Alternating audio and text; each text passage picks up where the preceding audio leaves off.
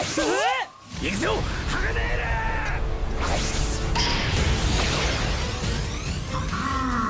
サトシたちと一緒に旅をしてガツンと心を鍛えるぞ。ほう、旅の仲間がまた増えた。 Brock is back? Let's talk about it. We just got the 7th special episode for Pokemon Journeys, and the 3rd in the Pocket Monsters aimed to be a Pokemon Master series, and it was interesting.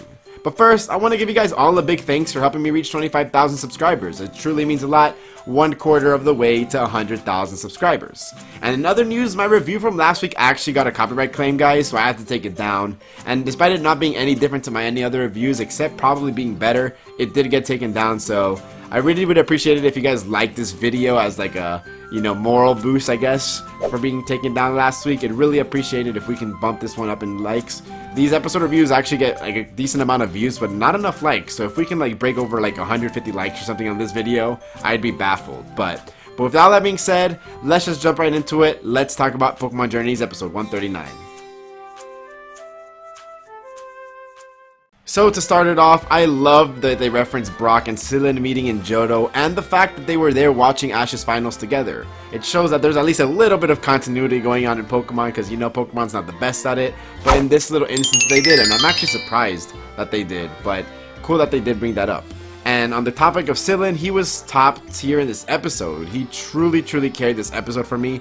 From his evaluation times to being a detective, he was just top tier in this episode. And honestly, he felt more like the main character in this episode than anybody else. And I love it because, you know, he was just a one-off character and he's not probably appearing anymore. It was good that they brought him back and made him such a big focus of the episode, rather than other people that they brought back in the past just to be like thrown in the background of the episode. The whole plot of this episode was that Brock ahead with like a Hatterene psychic powers and was under illusions the entire episode.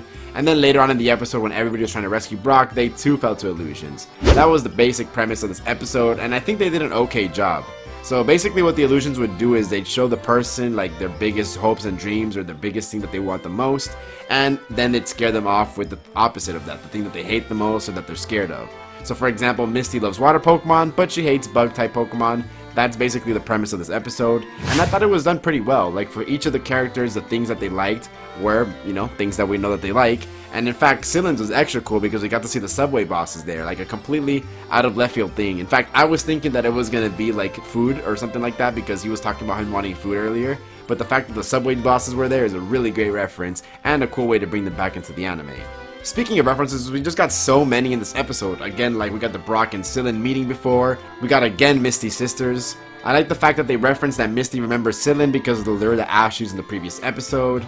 Misty being scared of bugs, of course. And Ash's Pikachu making so many faces, something that he's really good at. This episode was chock full of references from the OST to visually, so they did that really well. If there's anything that they're doing really well with this series, in my opinion, it's the references. On the flip side, I really do wish we got more character interactions between the characters, of course, especially Cilan and Brock, because besides the beginning with Cilan saying that he met Brock before, they basically did not interact at all, so that was kind of weird, but hey, the fact that they brought that up is great too, right? And I'm really sad that Cilan isn't joining the group because he was just really good in this episode and I think he added a really fantastic dynamic. However, you know, I totally understand not wanting to focus on 4 main characters or possibly even more. If Cilan joins, then everybody's going to join, right? By the end of the series, so it makes sense to do him one and not done. And again, being done one and done was great for him because I think, again, he really excelled in this episode. So can't complain. Cilan fans, you guys ate very good. I would have liked to see him, however, have caught a Pokemon off screen. It would have been really cool if we saw that he caught a new Pokemon because he's one of the companions that has like the least amount of Pokemon, so just adding to that would have been great. And also just the way that they brought Cilan and Brock into this episode felt very forced, just like Misty with last week. Like, it was great and they were great in the episode. Again, I can't stress that enough. But their appearances just felt out of nowhere. Like they're at a cafe and Brock just happens to be the chef there, even though he's a Pokemon doctor in training. And then like Cilan is just literally just walking by the street like, oh, hey guys. I just happen to be in this big broad world and I'm happy to walk in the same street as you. So, hey, what's up guys? How you doing? You know, just really forced. Again, just, I mean, I don't know how there'd be a more natural way of introducing them in there besides like Ash specifically going to them. So they're doing what they can, but at the same time, it really does feel forced. And we got Latias still at the end there looking over Ash and seeing all the things that he's doing. So we definitely know that I think Latias is going to be caught by Ash at the end. It just makes sense. We've seen the preview that I'm going to talk about later that he only has 5 Pokemon. He's only had 5 Pokemon on deck for all of these episodes.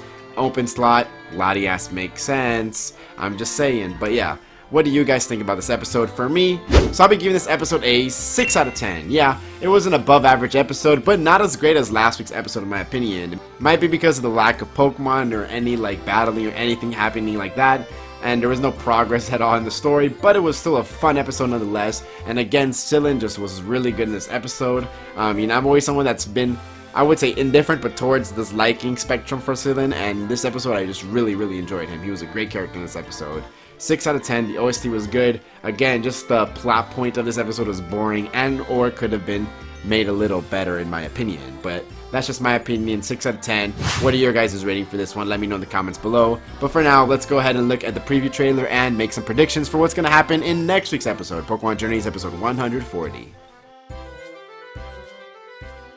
So yeah, we're getting another filler episode. Really, Pokemon, with all that we have left, all the conclusion of Ash's story, we're really getting these filler episodes. I just hope it's a good one. I'm not gonna go looking, being in a negative point before getting in there, but at the same time, it's like, dang. Really, dudes? You gotta give us some good stuff, man. But I know the episode after this one is gonna be good. I'm not gonna spoil it for anyone who doesn't know, but the episode after this upcoming one is gonna be great. Yeah, for Ash's Pokemon, we get to see Snorlax, Oshawott, Talonflame, and Incineroar, which are all great Pokemon. Literally no complaints there. These are top tier Pokemon here that we're going to see next week, so I can't wait to see their interactions. We do know that Oshawott is a cutie and that Miss is going to be in love with it, of course, because he's super cute, but at the same time, I also want to see Incineroar battle, maybe even the Beartic that we saw later on in the predictions. But that's just a bold prediction, maybe not even going to happen, but it'd be cool if it did. And what is Snorlax going to do besides breaking this ice? But we get to see Misty Starmie and Brock's Fortress breaking the ice, so it's always nice to see Pokemon that we haven't seen in a while. Brock's Fortress is a Pokemon that I love, and I know that Starmeister loves Misty Starmie, so I know he's excited to watch that. And it looks like, yeah, just another clean episode. Like, we're not going to get any traveling companions in this upcoming episode, and probably nothing's going to happen, but at the same time, it's a fillery episode. Hopefully after this, they pick up the pace. I know the one after that one's good, but we were kind of on the blank for anything else past episode 5 of this mini-series. So yeah, what do you guys think? You guys think next week is going to be a good episode or what? If you made it this far into the video, I want to thank you and welcome you to join my Discord server. We just passed 700 members and are currently in the middle of a Pokemon Showdown tournament, so if you want to see that, come and join and be part of the posse. For those of you who are still here, I did reach 200 likes in my Ash's Worst Pokemon Is video, which means I am now starting to work on the sequel where I talk about my favorite Ash Pokemon from each type.